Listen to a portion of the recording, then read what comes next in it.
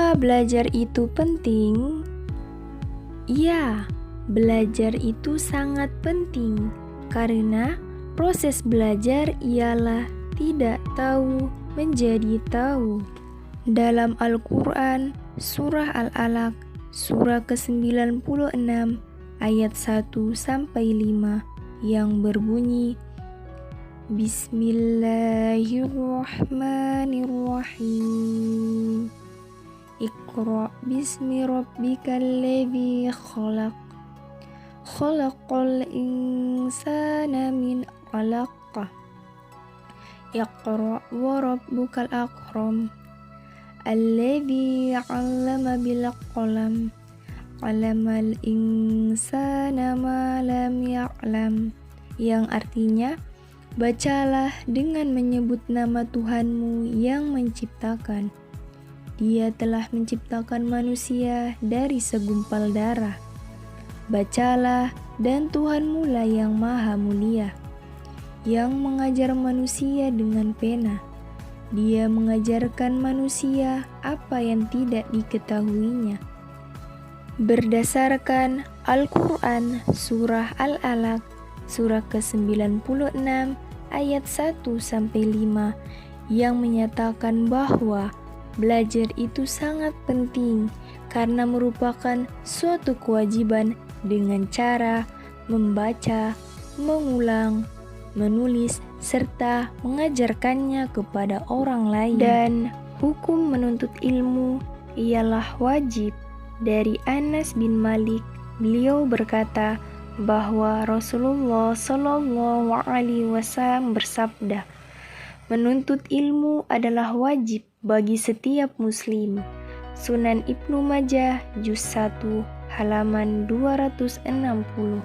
Tujuan belajar sebagaimana yang dirumuskan Undang-Undang Nomor 20 Tahun 2003 tentang Sistem Pendidikan Nasional, Pasal 3, bahwa tujuan pendidikan nasional adalah untuk mengembangkan potensi peserta didik agar menjadi manusia yang beriman dan bertakwa kepada Tuhan Yang Maha Esa, berakhlak mulia, sehat, berilmu, cakap, kreatif, mandiri, dan menjadi warga negara yang demokratis serta bertanggung jawab.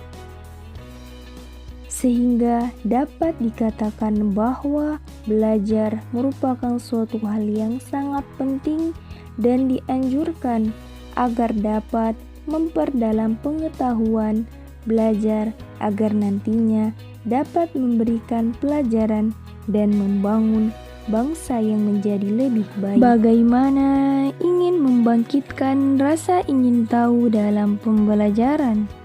Untuk membangkitkan rasa ingin tahu peserta didik, maka perlu dikondisikan lingkungan yang kondusif, karena lingkungan sangat mempengaruhi apakah peserta didik yang dipengaruhi atau peserta didik yang memengaruhi, sehingga menantang rasa ingin tahu dalam proses pembelajaran. Komponen pembelajaran dapat membangkitkan rasa ingin tahu dalam pembelajaran.